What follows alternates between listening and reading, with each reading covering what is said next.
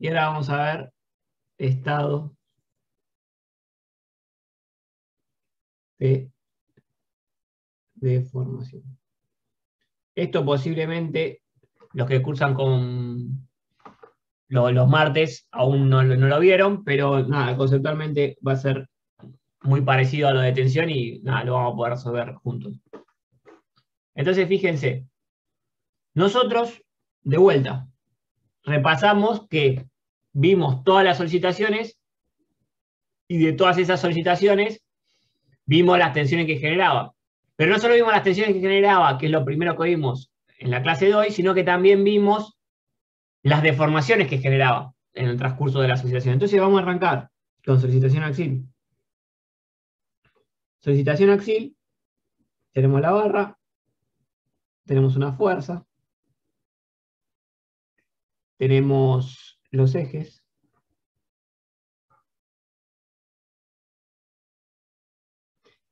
entonces teníamos las tensiones que sabemos que sigma igual a P sobre A, y tenemos la sección, ¿no? La sección la dibujamos.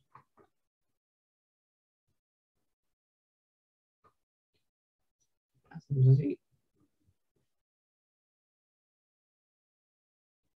Perfecto. Ahora, ¿cuánto era la deformación que se generaba acá? ¿De qué dependía? ¿Cuánto era la deformación? ¿Cuánto valía epsilon? Tensión sobre E, ¿era si no me equivoco? Sí, tensión sobre E. Perfecto. O sea que epsilon es igual a sigma, perdón, a P sobre A por E. Perfecto. Entonces, ponemos epsilon X. Entonces, decíamos que sigma X genera una deformación X. Ok. Ahora, únicamente cuando yo estiro la barra se deforma en X o se deforma en otras direcciones también. En realidad tenés un módulo de Poisson y tenés deformación en las direcciones transversales. Exactamente. O sea, si nosotros ahora vemos esto de costado, vamos a verlo de costado, hago así.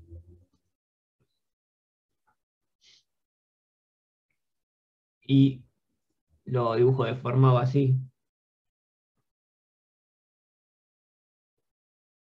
Donde esto es el eje X y esto es el eje Z. Vemos que existe una deformación en X que vale epsilon X por diferencial X sobre 2, siendo esto diferencial X. Y acá, fíjense que para mantener el volumen, o sea, no se puede generar volumen, tiene que existir un epsilon Z por, digamos que esta, vamos a ponerlo acá, esta altura llamémosle que es B, y este ancho llamémosle que es, vamos a al revés, H, y esto D, y esto va a ser epsilon Z por H sobre 2, y este de acá va a ser epsilon Z por H sobre 2. Entonces fíjense que cuando estiré la barra, no solo tengo deformaciones en X, sino que tengo también deformaciones en Y, en Z. Y si ahora lo veo esto, pero de arriba, o sea, ahora sí veo esto así. Acá tengo el eje X, acá tengo el eje Y. Esto se va a estirar. Y si ahora lo estoy viendo de arriba. Y esto va a ser epsilon X por diferencial X sobre 2. Y este de acá va a ser epsilon Y por D sobre 2. ¿Está bien? ¿Se entiende la idea? O sea, fíjense que ahora hay que tener cuidado. Cuando se deforma, digamos, cuando tengo solicitación axil que únicamente genera tensiones normales sigma X, las deformaciones que se generan no solo son epsilon X, sino que también hay epsilon Y y epsilon Z. Porque existe el coeficiente de Poisson, que el coeficiente de Poisson se puede definir como menos la deformación transversal sobre la deformación longitudinal. ¿Y eso qué quiere decir? Que si, por ejemplo, yo tengo epsilon X, lo conozco, yo puedo decir que es igual a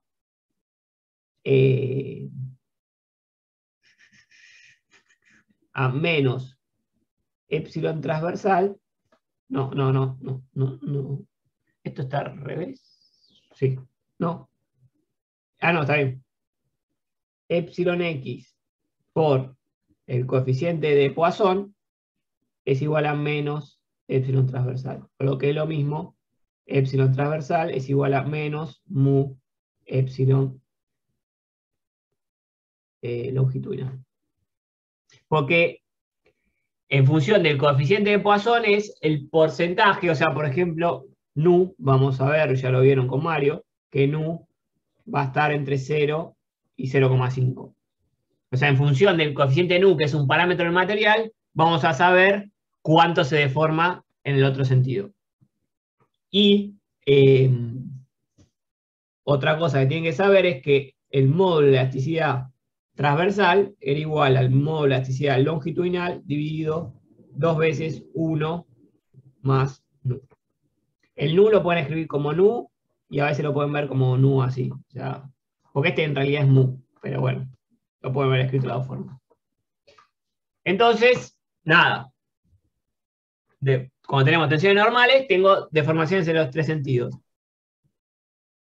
Y ahora también tenemos que ver qué pasa cuando teníamos torsión y corte. Cuando teníamos torsión y corte, que puede ser en momento torsor, en corte Y o en corte Z, yo ahora puedo dibujar un cubito elemental y veamos qué es lo que pasa. Si yo dibujo un cubito elemental, con los colores correspondientes, X, Z, E, y hacemos el cubito.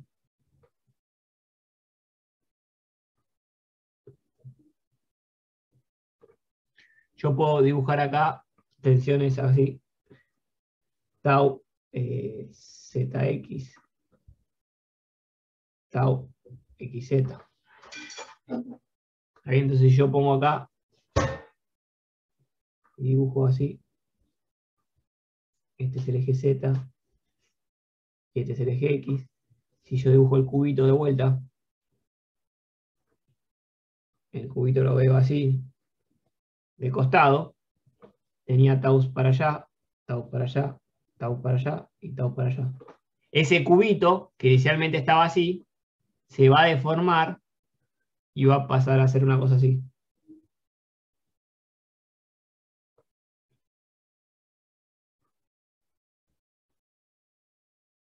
¿Está bien? ¿Qué quiere decir? O sea, el cubito que teníamos antes, cuando tenía deformaciones, tensiones normales, se deformaba, se alargaba y se cortaban los otros dos. En cambio, si únicamente tengo tensiones tangenciales, el cubito se deforma, pero mantiene, digamos, cambia la forma, pero no cambia el volumen. Esperá. El volumen total no cambia nunca. Para estoy poniendo. Hola, Ari, está bien eso, ¿eh? Manuela, ¿qué cosa?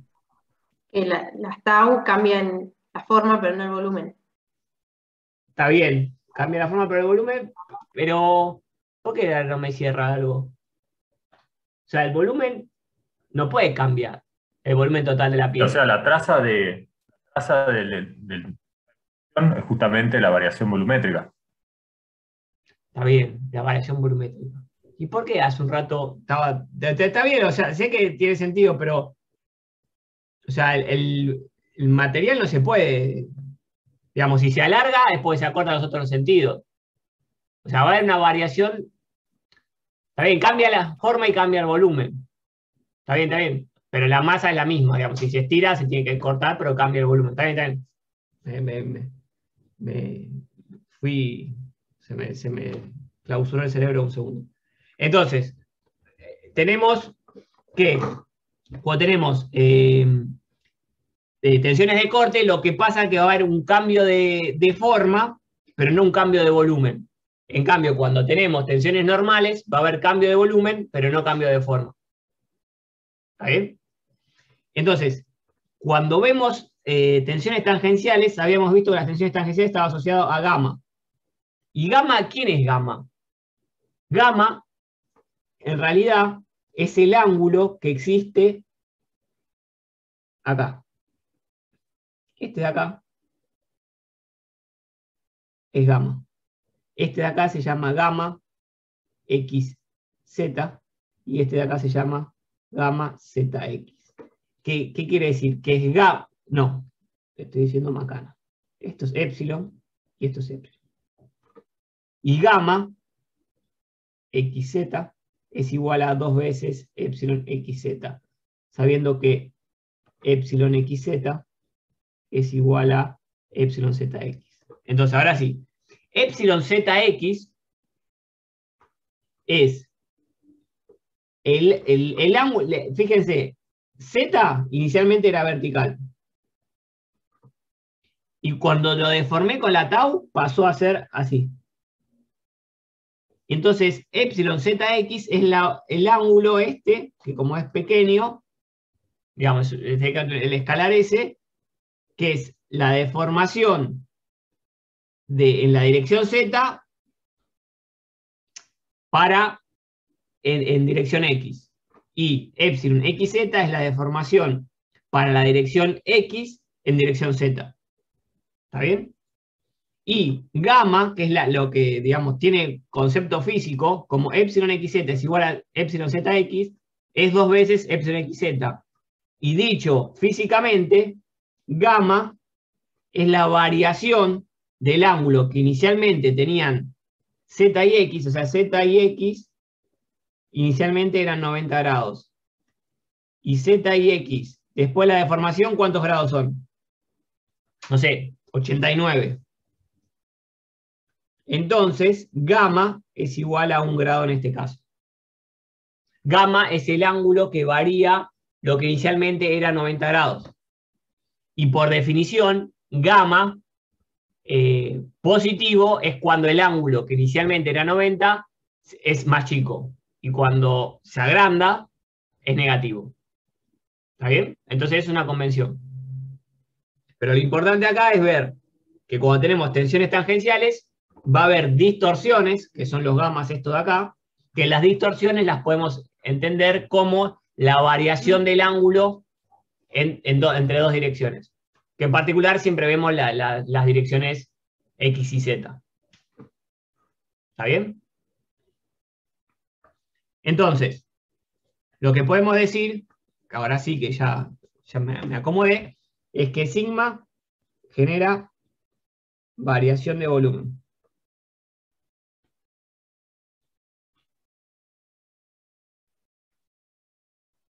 Tau genera cambio de forma.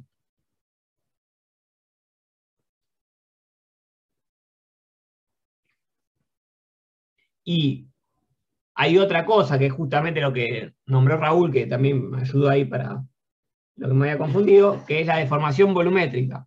Que la deformación volumétrica, que es cuánto es el cambio de volumen, va a ser la variación de volumen sobre el volumen inicial.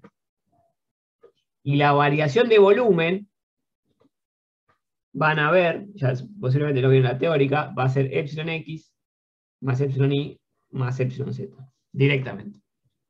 Porque los términos de segundo orden se simplifican. Y entonces tenemos que la variación de volumen siempre va a ser lo asociado a cuánto se deforma en las direcciones normales. ¿Está bien?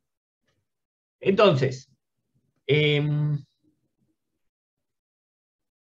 nosotros en esta materia vamos a trabajar con materiales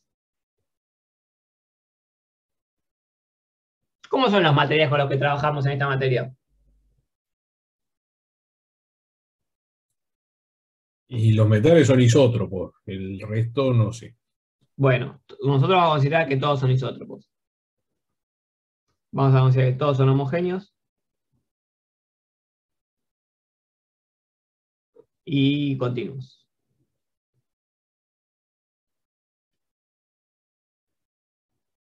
Sí, continuo. Ahora, con todo lo que dije, lo que tienen que ver, porque es un material isótropo, homogéneo y todo lo que sea, cuando yo tengo un cambio de volumen, o sea, cuando hay deformaciones epsilon X, epsilon Y y epsilon Z, va a estar asociado únicamente a tensiones normales.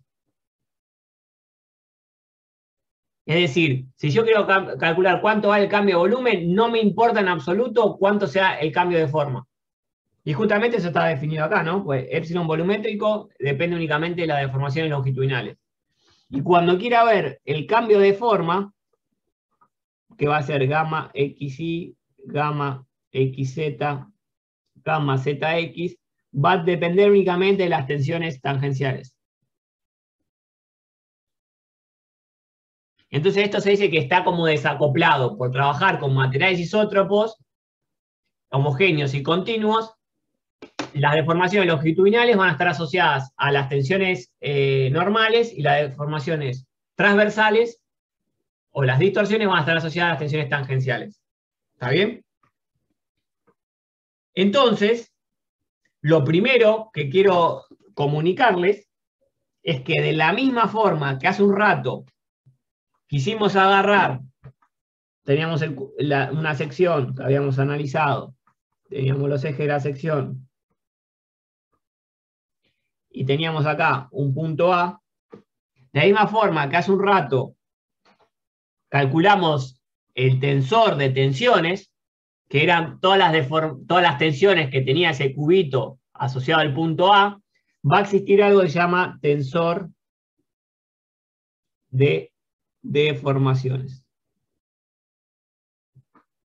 ¿Y cómo se va a definir ese tensor de deformaciones? Exactamente igual, bueno, por decirlo igual, pero muy parecido a lo que vimos con el tensor de tensiones. El tensor de deformaciones va a tener asociada una terna, X y Z, y va a ser el tensor de deformaciones, va a ser epsilon X, epsilon XY, epsilon XZ, epsilon IX, epsilon Y, epsilon IZ, epsilon ZX, epsilon ZI y epsilon Z. Entonces, alguien que haya prestado atención o que se sumó ahora y sepa, ¿qué me pueden decir de esta matriz que se llama tensor de deformaciones? ¿Para qué me va a servir? ¿Qué información tiene? ¿Algo me quieran decir? ¿Qué tipo de matriz es? ¿Qué va a pasar para si es una barra o no es una barra? Como matriz es simétrica. Bien, nuevamente, tau epsilon es simétrica. Perfecto, ¿qué más? ¿Qué más me pueden decir de esto? ¿Qué son cada una de las columnas? ¿Qué es? A ver. Algo, digamos. Estas son las deformaciones en los planos. En la primera columna es A la ver, deformación en el plano X. ¿Las deformaciones están asociadas a un plano o a una dirección? Hace un rato hablé de eso. Va, pero no le hice en detalle. Pero fíjate que cuando hablé de gamma, hablé de dirección X, dirección Z y cómo cambiaba el ángulo que formaban esas dos direcciones. Y cuando trabajé acá con epsilon X, epsilon Y y epsilon Z, hablé de la deformación en distintas direcciones. Entonces, es sutil, posiblemente yo me confunda, y ustedes también, pero cuando lo tengan que repensar y analizar, quiero que les quede esta idea. Cuando nosotros estamos trabajando con el tensor de tensiones, nosotros queremos averiguar las tensiones asociadas a los infinitos planos pasantes por el punto. Y cuando estemos trabajando con el tensor de deformaciones, lo que nos interesa es conocer las infinitas deformaciones para las infinitas direcciones pasantes por el punto. Sé que es sutil y quizás incluso todavía lo que acabo de decir ni siquiera se dieron cuenta de la diferencia. Pero cuando estamos en tensiones hablamos de planos pasantes por el punto y cuando hablamos de deformaciones hablamos de direcciones. O sea que a lo que voy, que lo que dijo Alejandro estaba prácticamente bien, pero lo que es correcto es decir que esa columna es la deformación asociada a la dirección X. Esta de acá es la deformación asociada a la dirección Y esta que está acá es la deformación asociada a la dirección Z. ¿Está bien? Perfecto. ¿Qué más?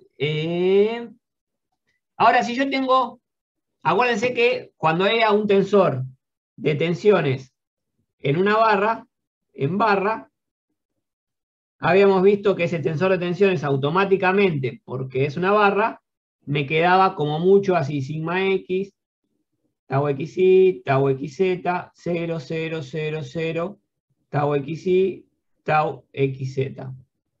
Ahora, si yo tengo el tensor de deformaciones en una barra, ¿cómo va a ser?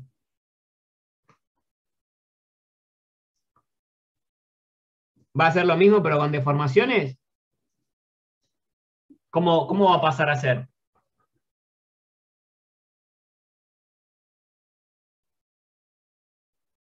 Vamos. Tendrías que conocer cómo se pasa de uno a otro.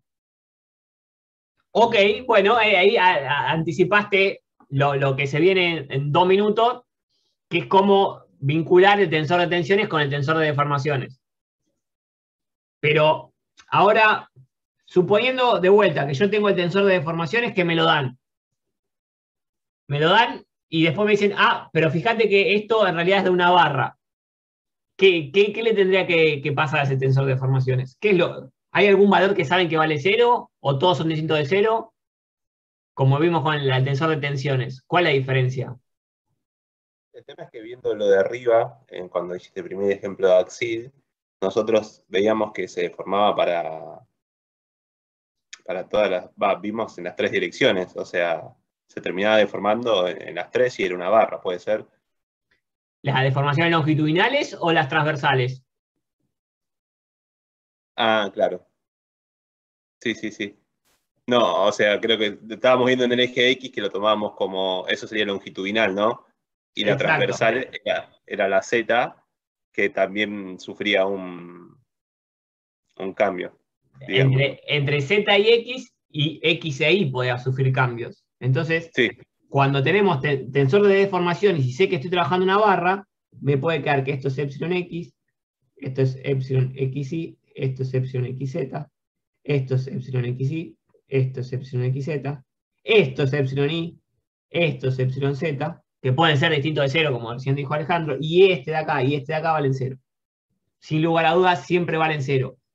Porque para que exista una deformación acá o acá, tiene que existir un tau ZI o, que es lo mismo, tau IZ distinto de 0. Y en una barra, esto no pasa.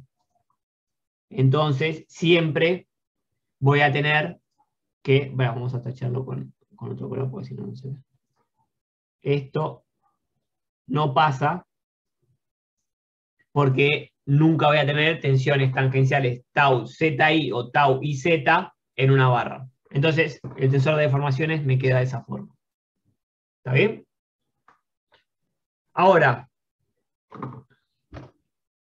¿ustedes saben vincular las tensiones y las deformaciones de alguna forma? ¿Cómo creen que se vinculan?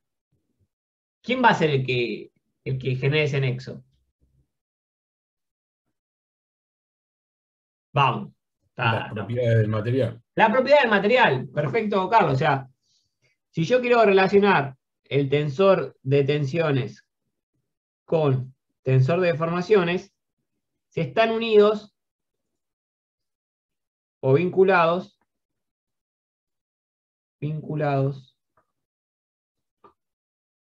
por el material. ¿Está bien? Entonces, lo que se puede hacer, ahora lo vamos a ver en la presentación, es definir que el tensor de tensiones existe. Existe el tensor de deformaciones y va a existir algo acá que los vincula, que es el modelo constitutivo del material. Pero básicamente acá es el material. A través del material, si yo conozco la deformación y conozco el material, puedo conocer las tensiones, y si conozco las tensiones y conozco el material, puedo determinar las deformaciones. ¿Está bien? Y nosotros vamos a trabajar con materiales que dijimos que son isótropos, homogéneos y continuos. Entonces, ese tensor de deformaciones lo voy a poder escribir de la siguiente forma.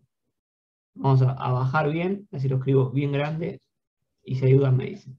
Voy a poner que epsilon x, epsilon y, epsilon z, epsilon xy, epsilon iz, epsilon xz, esto así, va a ser igual a un choclo así, que ahora vamos a completar, por algo acá que se va a llamar sigma x, sigma y, sigma z, tau xy, tau iz y tau xz. Y epsilon x, ¿quién va a ser? Acá va a ser 1 sobre e, acá va a ser menos mu sobre e, menos mu sobre e, 1, 2, 3 ceros. Ahora vamos a repasarlo. Menos mu sobre e, 1 sobre e, menos mu sobre e, 1, 2, 3.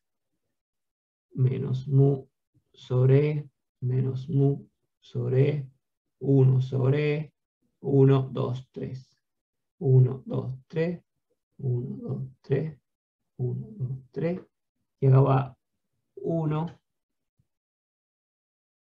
sobre 2G, 0, 0, 0, 1 sobre 2G, 0, 0, 0, 1 sobre 2G. Esto de acá es la matriz constitutiva.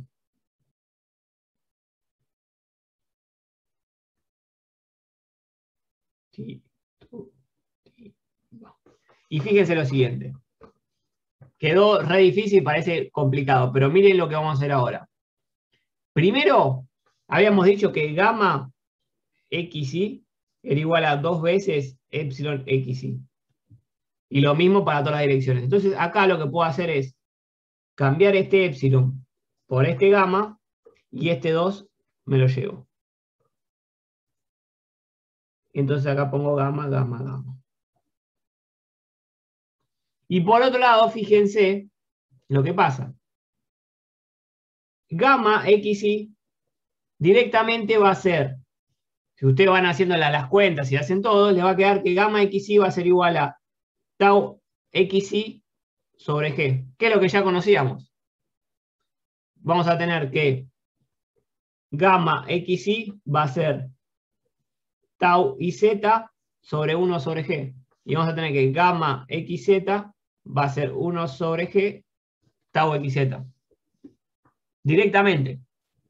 Porque está desacoplado el efecto, como dijimos, de las tensiones normales con las tensiones tangenciales. Las tensiones tangenciales únicamente generan gamas y las tensiones normales únicamente generan tensiones longitudinales. Y fíjense qué pasa ahora. Cuando quiero calcular la epsilon x, ¿quién va a ser? 1 sigma x sobre e, que es lo que ya conocemos, pero también, si yo llego a tener sigma y en la otra dirección, se va a empezar a achicar debido al sigma i. Entonces me va a hacer menos mu por e por sigma i, menos mu por e por sigma z si también tengo deformación en la otra dirección normal. Y vamos a completarlo porque me gustó como lo que estoy inventando. Acá epsilon i va a ser menos mu sobre e con sigma x, u sobre e con sigma i, y menos mu sobre e sigma z. Y el último, si me queda algún color disponible, este de acá, epsilon z, menos mu sobre sigma x, menos mu sobre sigma i, u sobre sigma z. Y eso, si no se acuerdan la matriz, directamente lo pueden escribir, como voy a decirles ahora. Epsilon x siempre va a valer sigma x sobre e menos mu sobre e sigma i, menos mu sobre e sigma z. Epsilon i es igual a sigma i sobre e menos mu sobre e sigma x menos mu sobre e sigma z. Epsilon z es igual a sigma z sobre e menos mu sobre e sigma x menos mu sobre e sigma i. Y gamma xi va a ser tau xi sobre g. Gamma xz va a ser tau xz sobre g. Y gamma iz va a ser igual a tau iz sobre g. Y acá tenemos lo que llamamos las ecuaciones constitutivas, que lo que hacen es relacionar las tensiones con las deformaciones. Y para los materiales que nosotros vamos a analizar en estabilidad 2, siempre se va a cumplir esto. Siempre. ¿Está bien? Entonces, si conozco las tensiones, puedo conocer las deformaciones en todas las direcciones. Si conozco las deformaciones, puedo conocer las tensiones. ¿Está bien? Entonces, dicho de otra forma, ahora que ya algo sabemos, es si conozco el tensor de tensiones, conozco las infinitas tensiones para los infinitos planos pasantes por el punto.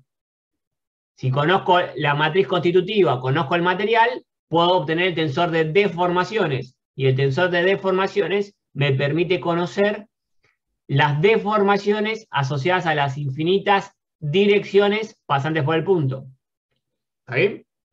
Y con eso ya sé todo. Con eso conozco todo lo que necesito saber. ¿Está bien? ¿Alguna duda? No hay ninguna duda. Bien. Fíjense que esto posiblemente no lo vieron en la teórica, como les decía, pero no estoy sumando muchos conceptos nuevos. Simplemente les estoy recordando o comentándoles que si existe un tensor de tensiones, existe uno de deformaciones y hay una forma de vincularlos. ¿Está bien? Entonces, dicho todo eso, voy a compartir ahora la presentación y en breve arrancamos con un ejercicio que nos va a dar la amiga Manuela. A ver, entonces vamos a compartir pantalla.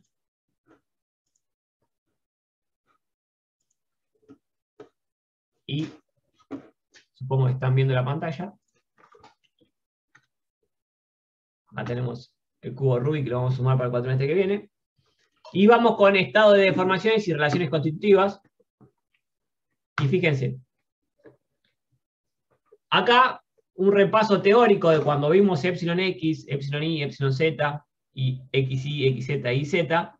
La realidad es digamos, cuánto se desplaza la derivada del desplazamiento respecto de x, la derivada del desplazamiento de la otra dirección respecto de y, en la otra dirección respecto de z, y las transversales son las deformaciones o desplazamientos cruzados. Fíjense que acá definieron ese tensor de deformaciones, que bueno, para esto sí no lo había dicho, así que me voy a tener algunos minutos más, es que lo que sí dije es que si conozco el tensor de deformación, puedo conocer la deformación asociada a cualquier dirección pasante por el punto, que es esto que acá. Eligió una dirección cualquiera y calculó la deformación asociada a esa dirección. Pero ¿qué pasa? Al igual que nos pasaba con el tensor de tensiones, que existían planos para los cuales únicamente tenía tensiones normales, cuando esté en el tensor de deformaciones, voy a tener direcciones para las cuales tenga únicamente deformaciones longitudinales. ¿Está bien? Eso es así. Entonces, cuando yo calculo la deformación asociada a esta dirección n, a mí me interesa conocer cuánto de esa deformación está en la dirección de esa dirección. O sea, es repetitivo, pero en la dirección de esa dirección. Y cuánto está en la dirección transversal. Entonces es el mismo proceso que hicimos con las tensiones, exactamente igual. Y obviamente va a haber direcciones para las cuales únicamente tenga deformación longitudinal, y esas van a ser las direcciones principales de deformaciones. O sea, voy a tener planos principales y voy a tener deformaciones principales. ¿Y alguien me puede decir qué relación hay entre las normales de los planos principales y las direcciones principales de deformación? No estoy seguro, pero me parece que coinciden esas. Que coinciden, ¿no? Porque si vos tenés 0, suponete que tu vector de tensiones sea sigma 1, sigma 2, sigma 3, 0, 0, 0. Las gamas te van a dar 0. Ok. Y eso está No perfecto. estoy seguro de lo que estoy diciendo. No, pero no estás seguro, pero lo pensaste y es así. O sea, porque es un material isótropo, que nuestra materia siempre va a ser isótropo, pero es importante saber lo que es, por qué es isótropo. Después, más adelante, no van a ser los materiales isótropos y no va a valer esto, pero por ser un material isótropo, donde el comportamiento es igual en todas las direcciones, la normal de los planos principales coincide con la dirección principal de deformación. ¿Está bien? Y eso es así. O sea, si ya conocen la dirección de las normales de los planos principales, ya conocen las direcciones principales de deformación. ¿Está bien? Pero posiblemente después quieren encontrar cuánto vale las deformaciones principales, el valor. Y eso lo pueden calcular. Bien. A ver. Seguimos.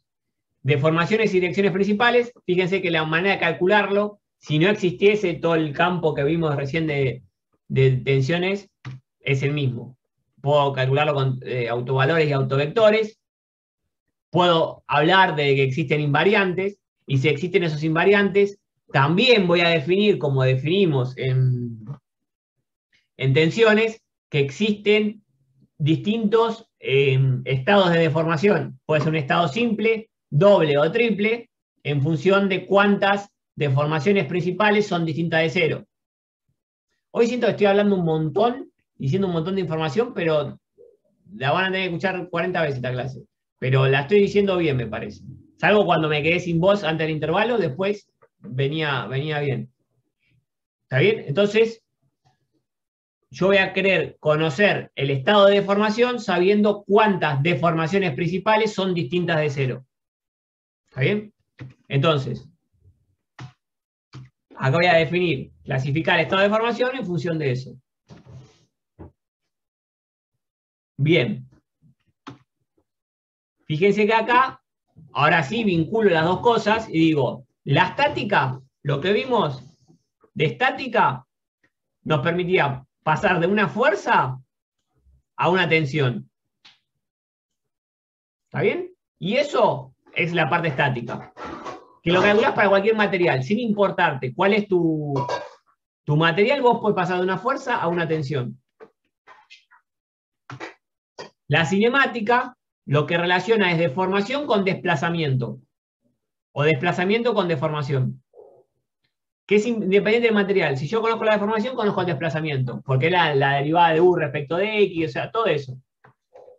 Y para relacionar o vincular fuerza y desplazamiento o tensión y deformación, existen las ecuaciones constitutivas o esta matriz que les mostré recién, que dice, las ecuaciones constitutivas relacionan tensión con deformación, dependen del material, y las ecuaciones constitutivas cierran la cadena de cálculo.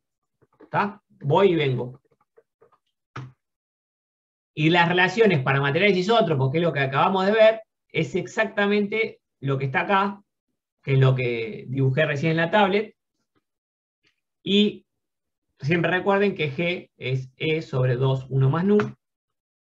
Y si hacen la inversa, bueno, les queda un poquito bastante más complejo, pero esta expresión por lo general no la usamos. Trabajamos únicamente con la de arriba. ¿Está bien?